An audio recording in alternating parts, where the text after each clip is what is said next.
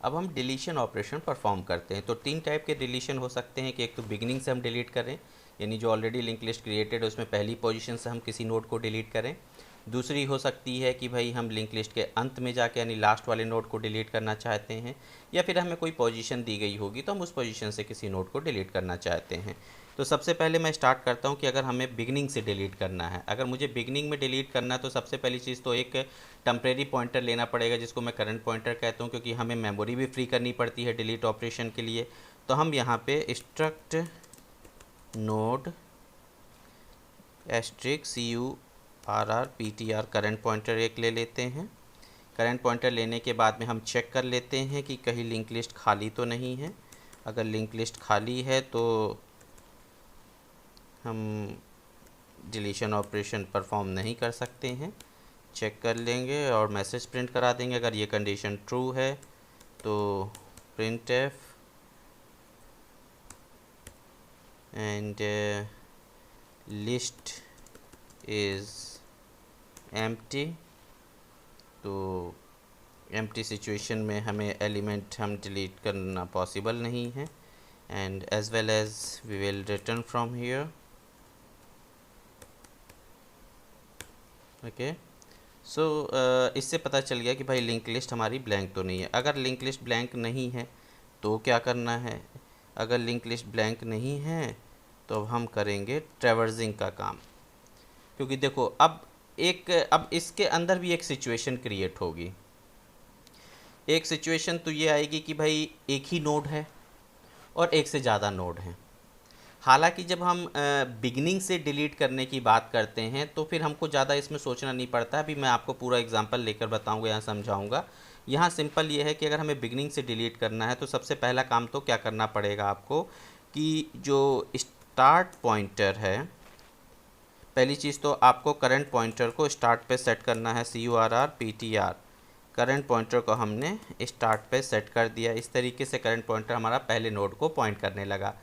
अब हमें स्टार्ट में करंट पॉइंटर का जो नेक्स्ट की वैल्यू है, यानी जो नेक्स्ट नोड है उसका एड्रेस दे देना है।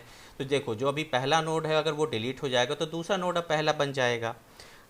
तो इसीलिए हम क्या करेंगे कि जब नोड को डिलीट करते हैं तो एक्चुअली नोड डिलीशन का मतलब क्या है कि स्टार्ट अब जिसको पॉइंट कर रहा था अब उसको ना पॉइंट करके दूसरे नोड को पॉइंट करे। तो जिस नोड को अब पॉइंट नहीं कर रहा वो लिंक लिस्ट से हट गया, उसका एड्रेस ही हमारे पास अब नहीं बचेगा। तो दैट्स वाई कॉन्सेप्ट ये है कि हमने स्टार्ट को करंट पॉइंटर के नेक्स्ट पे सेट कर दिया। अब क्वेश्चन ये उठता है कि सपोज दैट हमारे पास में एक ही नोड होता तो करंट पॉइंटर का नेक्स्ट नल होता, एंड डेफिनेटली उस पॉइंट नोड के डिलीट होने के बाद में स्टार्ट की वैल्यू भी नल होनी चाहिए थी। यही यहाँ पे भी होगा। इन केस अगर more than one node available हैं तो डेफिनेटली करंट पॉइंटर जो है पहला नोड है वो किसी दूसरे नोड को पॉइंट कर रहा होगा, दूसरे नोड का जो एड्रेस है वो करंट पॉइंटर के नेक्स्ट में स्टोर होगा। वही हम स्टोर कर दे रहे हैं स्टार्ट में, तो ऑब्वियस है जो स्टार्ट पॉइंटर है वो दूसरे नोड को पॉइंट करना चालू कर देगा। तो हर सिचुएशन में ये कोड अपना यहाँ सही है।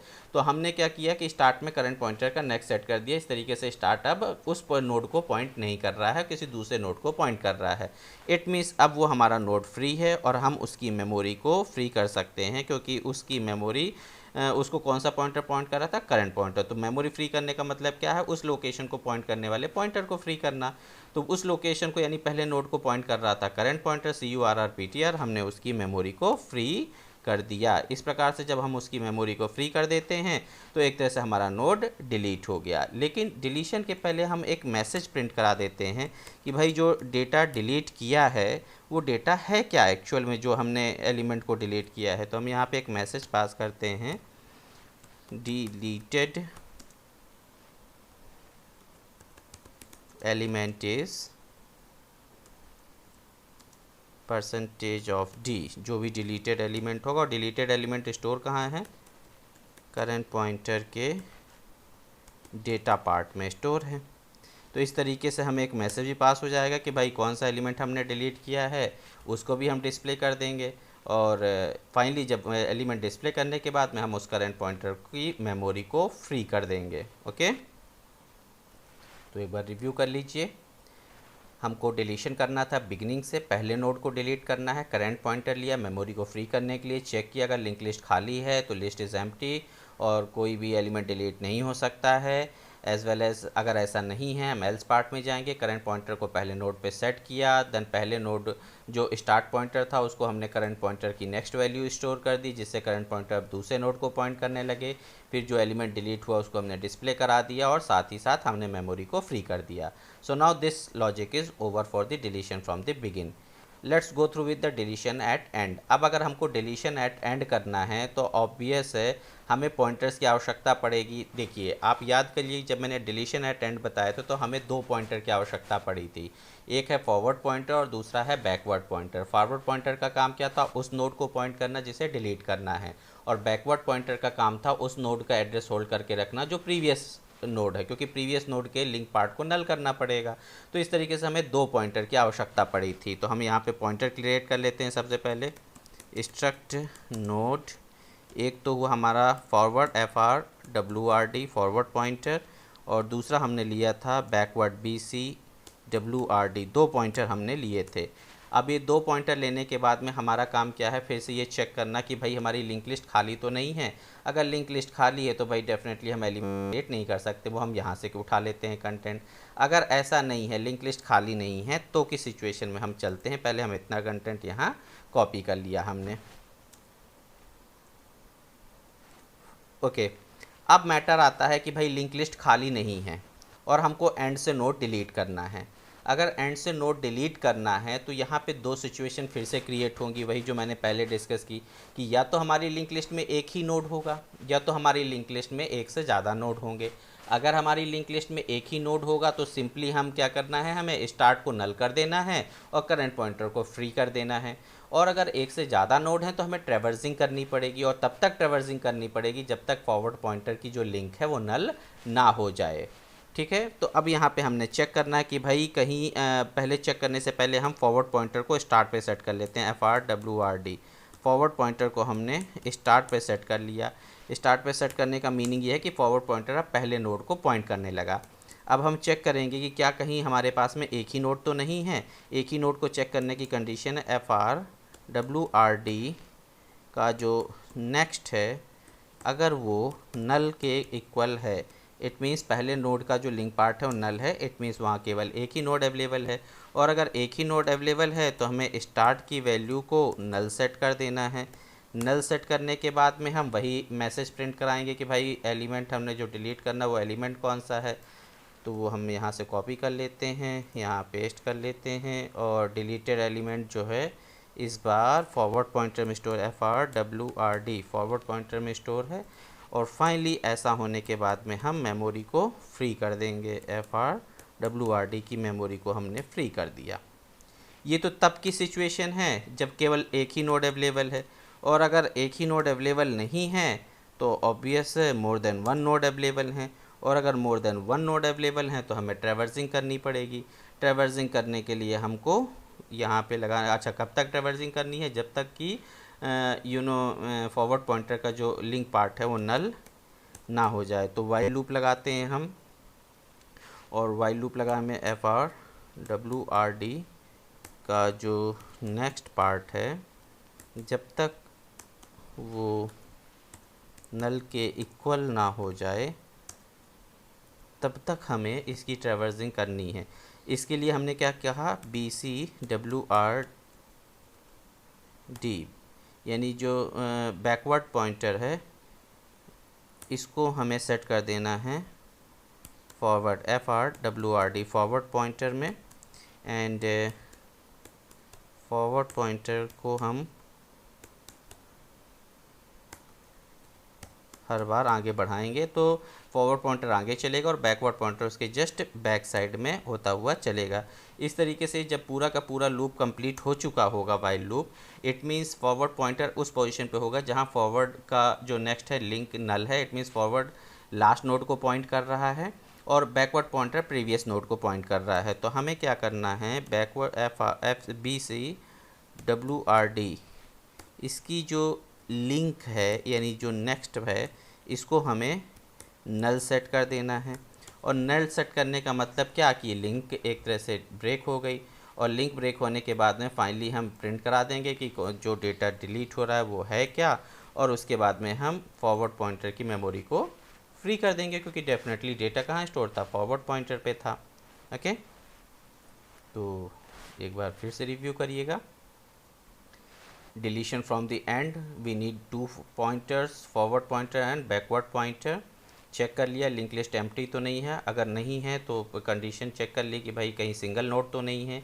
अगर सिंगल नोड अवेलेबल है तो ऑन दैट सिचुएशन स्टार्ट को नल किया, एंड फाइनली एलिमेंट जो डिलीटेड एलिमेंट है उसको प्रिंट करा के हमने उस मेमोरी को फ्री कर दिया जिस पर्टिकुलर नोड को फॉरवर्ड पॉइंटर पॉइंट कर रहा था।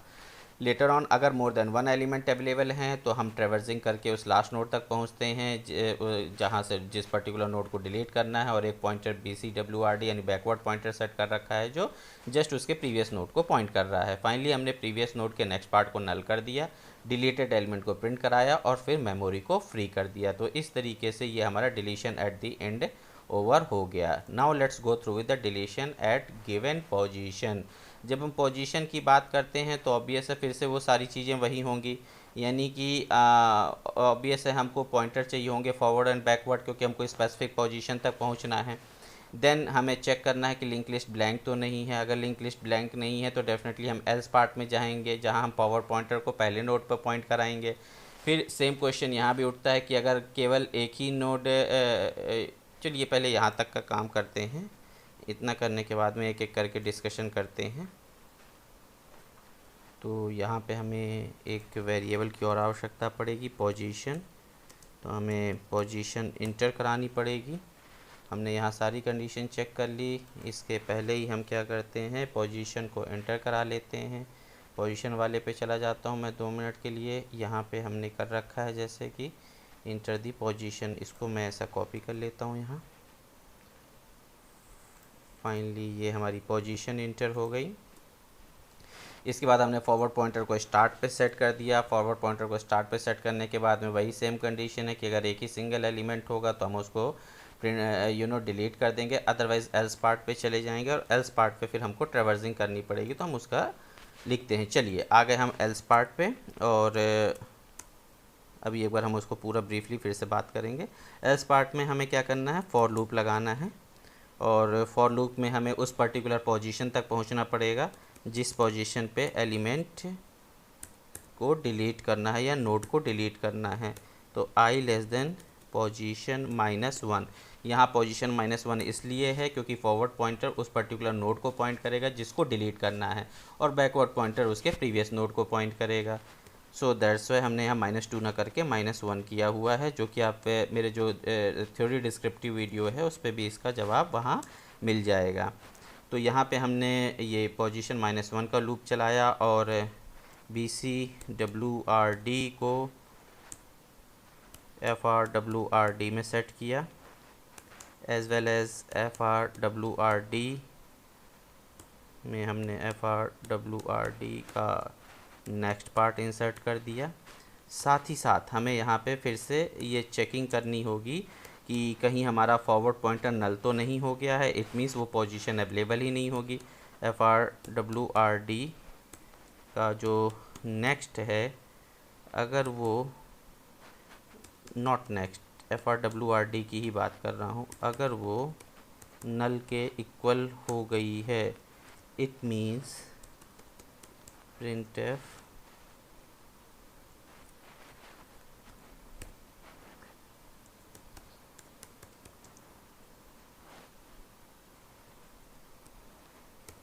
position not found and return from here, and ऐसा नहीं है तो लूप कंप्लीट होने के बाद में एलिमेंट देखा जाए तो वो पर्टिकुलर लोकेशन फाइंड आउट हो गई होगी जिस पोजीशन से हमें नोड को डिलीट करना है। तो अब हमारा फॉरवर्ड पॉइंटर उस पॉइंट को पॉइंट कर रहा होगा जिस नोड को डिलीट करना, और बैकवर्ड पॉइंटर उसके प्रीवियस नोड को पॉइंट कर रहा होगा। तो जब हम फॉरवर्ड वाले नोड को डिलीट करेंगे तो डेफिनेटली जो बैकवर्ड पॉइंटर है वो फॉरवर्ड के नेक्स्ट वाले नोड को पॉइंट करना स्टार्ट करेगा। तो सबसे पहले हम क्या करते हैं, कनेक्ट करते हैं। तो हमको करना है BCWRD के नेक्स्ट में FRWRD का नेक्स्ट पार्ट इंसर्ट कर देंगे तो आपस में इंटरकनेक्ट हो गए वो दोनों। अब सिंपल काम है हमारा कि अब चूँकि FRD जो फॉरवर्ड पॉइंटर वाला नोड है तो हमें मैसेज पास कर देना है कि भाई डिलीटेड एलिमेंट कौन सा है और हमको उसकी मेमोरी को फ्री कर देना है। यहाँ पे एक बार रिव्यू कर लेते हैं। Deletion at given position enter करा लिया, एक वेरिएबल लिया, फॉरवर्ड पॉइंटर बैकवर्ड पॉइंटर ले लिया, चेक कर लिया लिंक लिस्ट नल तो नहीं है। इसके बाद हमने पोजीशन इंटर करा ली, पोजीशन इंटर कराने के बाद फॉरवर्ड पॉइंटर को हमने स्टार्ट पे सेट कर दिया, इट मीन्स पहले पोजीशन पे सेट कर दिया। इसके बाद हमने चेक किया कि कहीं एक ही नोड तो अवेलेबल नहीं है, एक ही नोड अवेलेबल है तो हमने स्टार्ट को नल पे सेट कर दिया, वैल्यू को डिस्प्ले करके मेमोरी फ्री कर दी। अगर more than one node available है तो फॉर लूप लगाया उस पर्टिकुलर पोजीशन तक पहुंचने के लिए जिस पोजीशन के नोड को डिलीट करना है। फॉरवर्ड पॉइंटर उस पोजीशन को पॉइंट करेगा जिस नोड को डिलीट करना, और बैकवर्ड पॉइंटर उसके वन स्टेप वाले पहले नोड को पॉइंट कर रहा होगा। साथ ही साथ हमने ये भी चेक किया कि कहीं फॉरवर्ड पॉइंटर हमारा नल तो नहीं हो गया, it means position he available ना हो, और अगर ऐसा नहीं है तो हमने बैकवर्ड पॉइंटर के नेक्स्ट को फॉरवर्ड पॉइंटर के नेक्स्ट पे सेट कर दिया, इट मीन्स बैकवर्ड पॉइंटर अब फॉरवर्ड के बाद वाले नोड को पॉइंट करने लगा। हमने साथ ही साथ ये भी डिस्प्ले किया कौन सा डेटा डिलीट हो रहा है और मेमोरी को फ्री कर दिया। इस तरीके से ये हमारे सारे ऑपरेशंस लगभग पूरे हो चुके हैं जो सिंगली लिंक लिस्ट के को रिप्रेजेंट करते हैं, जो सिंगली लिंक लिस्ट पे बेसिक ऑपरेशंस परफॉर्म किए जाते हैं। अब हम करते हैं प्रोग्राम का एग्जीक्यूशन और देखते हैं कि प्रोग्राम का आउटपुट क्या आता है।